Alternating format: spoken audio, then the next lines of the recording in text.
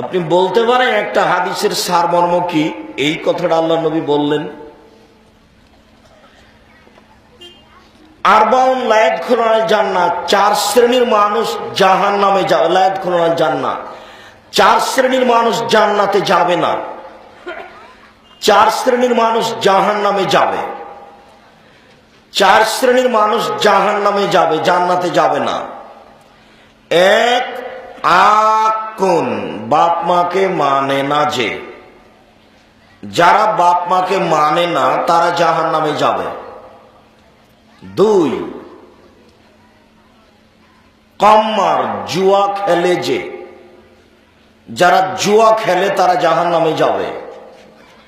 3, মান্নান, খোটা দেয় যে, যারা খোটা দেয় তারা জাহান্নামে যাবে।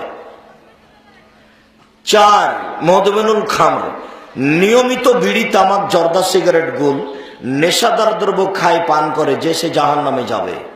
হজ করলেও যাবে, তাহাজ্জুদ পড়লেও যাবে। বিড়ি সিগারেট জর্দাগুল খাবে আর জান্নাতে যাবে, এই হিসাব বাতিল। আজ থেকে নিয়ে 1450 বছর পূর্বে মোহাম্মদ সাল্লাল্লাহু আলাইহি ওয়াসাল্লাম এই কথা বলেছেন, যেটা আমি আপনাকে অনুবাদ করে শোনাচ্ছি। এটা আরবিতে আছে, আপনাকে আমি বাংলা করে জানাচ্ছি। 1, বাপ মাকে মানে না যে। 2, জুয়া খেলে যে।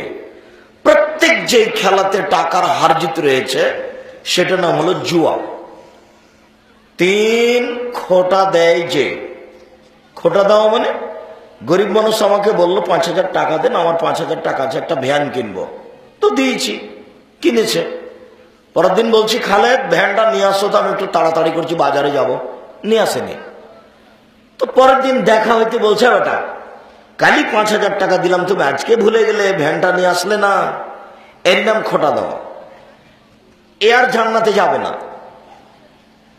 অথচ পরিস্থিতি এমন যে মনে হচ্ছে যে খোটা দেওয়াই লাগে। তার মানে আমি 5000 টাকা কর্জ দিলাম, তবু ভ্যানটা নিয়ে আসলো না। তো আশ্চর্য বোকাবদ ছেলে, কিছু না বললে হয়।